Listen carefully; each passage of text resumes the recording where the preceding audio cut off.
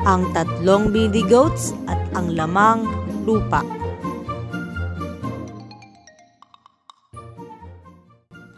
Noong unang panahon, mayroong tatlong magkakapatid na Billy Goats ang nakatira sa madamong burol.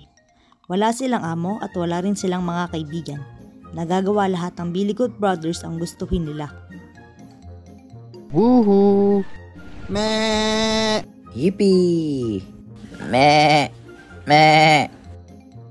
Hoy, mag-ingat kayong dalawa ha.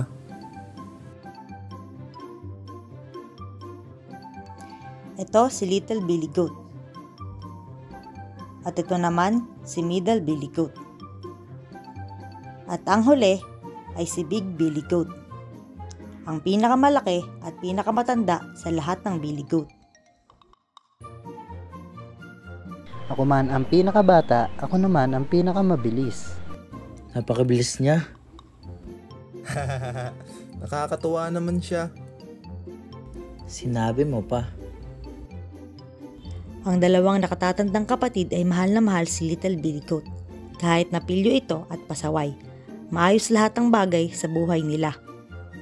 Maghapon silang kumakain ng damo at naglalaro magkakasama araw-araw. Hanggang isang araw, nagising ang magkakapatid sa pagkakatulog. Tumingin sila sa paligid at nakitang nakain na pala nila lahat ng damo sa burol.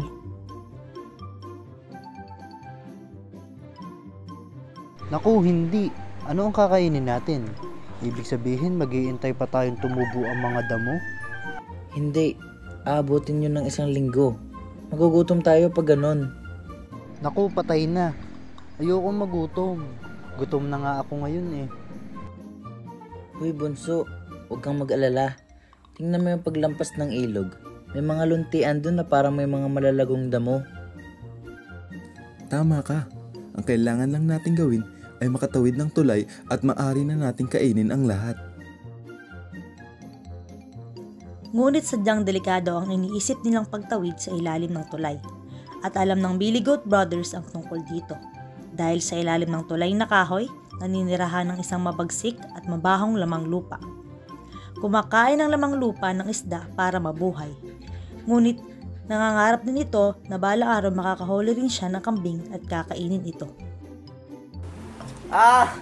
Sawan ako sa kakakain ng isda. Kailangan ko ng iba. Kailangan ko ng kambing. Kambing na kinakain.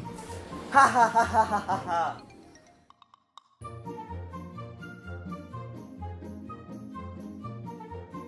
Sino sa atin ang unang tatawid sa tulay? Kung sino man ang unang susubok na tumawid ay hindi makakatawid sa tulay dahil ang lamang lupa ay... Tama kayo. Hindi papakawalan ng lamang lupa ang unang kambing. Bilang nakatatanda, tungkulin kong isakripisyo ang buhay ko para sa inyong dalawa. Hayaan nyo na ako para mabuhay kayo. Hindi na kailangan, kuya. Dahil meron akong plano. May plano ka? Ganito ang gagawin natin. Ang gagawin natin, ikaw punta dun at ako punta dun. Sigurado ka na ba dyan? Oo naman, kuya. Mag-iingat ka bunso ha. Sana magtagumpay ka. Huminga ng malalim si Little Billy Goat habang pababa ng burol. Dahan-dahan itong tumawid sa tulay na kahoy. Sino kaya ang pangahas na yun? Na tumawid sa tulay ko? Ako yun, si Little Billy Goat. Tatawid ako ng ilog para makapangain ng damo sa kabilang panig. Ha? Ha ha ha ha ha. Hoy! Hindi! Hindi pwedeng tumawid dito! Sa halip, may mas maganda akong ideya. Gagawin ko, kakainin na lang kita. Ha?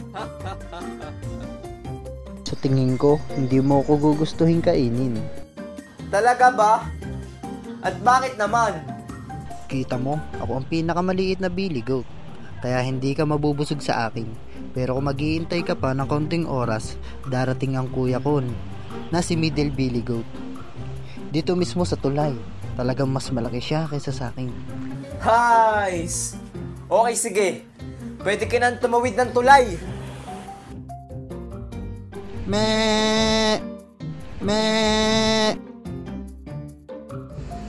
At kaya naman, si Little Billy Goat ay matagumpay na nakatawid sa tulay. At di nagtagal ay nakarating siya sa parang.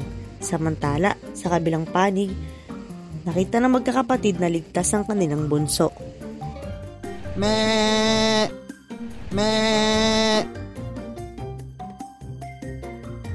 Ako naman ang susubok. Mag-iingat ka ha. Kaya naman, sumunod na rin si Middle Billy Goat at dahan-dahan itong tumawid sa tulay na kahoy. Sino kaya ang pangas na yun na tumawid sa tulay ko? Ako to, si Middle Billy Goat. Tatawid sana ako sa ilog para samahan ng kapatid ko sa parang. At doon, kakain kami ng damo. Hindi. Hindi pwedeng tumawid. Sa halip, may mas maganda akong ideya. Gagawin ko, kakainin na lang kita. Ha? Sige. Pwede mo kong kainin. Pero, isang pagkakamali yun. Talaga ba? At bakit naman? Kasi, ganito. Kung makakapaghintay ka pa ng kaunti, ang nakakatanda kong kuya na si Big Billy Goat ay darating. Siya ang pinakamalaki sa aming lahat at sigurado ako na mabubusog ka. Nice! Okay, sige. Pwede ka nang tumawid ng tulay. Kaya naman, si Middle Billy Goat ay matagumpay na nakatawid sa tulay. Hindi nagtagal ay magkasama na sila ni Little Billy Goat. Me.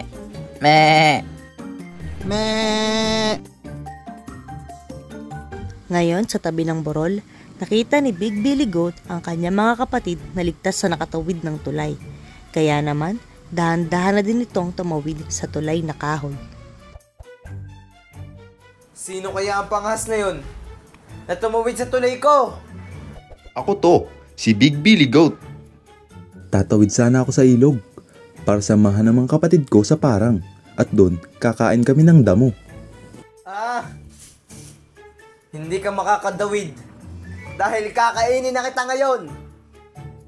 Sige, pwede naman. Pero hindi ba sinabi ng mga kapatid ko ang tungkol sa kapangyarihan ko? Sino man ang makakita ng refleksyon ko sa tubig ay magiging isang makisig na prinsipe. Ako? Isang prinsipe? Oh, matagal ko nang pinapangarap maging isang prinsipe. Oo, kita mo, pinagpala ako ng isang ermitanyo. Ikaw, pwede ka rin at hindi mo na ako kailangang kainin. Sa halip ay titira ka sa sarili mong palasyo na may sariling tagapagsilbi at mga prinsesa. Halika ngayon at ipakita mo sa akin ang iyong refleksyon. Tulad ng plano ng magkakapatid na kambing, binangga ni Big Billy Goat ang lamang lupa mula sa tulay at nahulog ang mabaho at nakakadiring nilalang doon sa ilalim ng tulay. Hindi! Yeah! Me.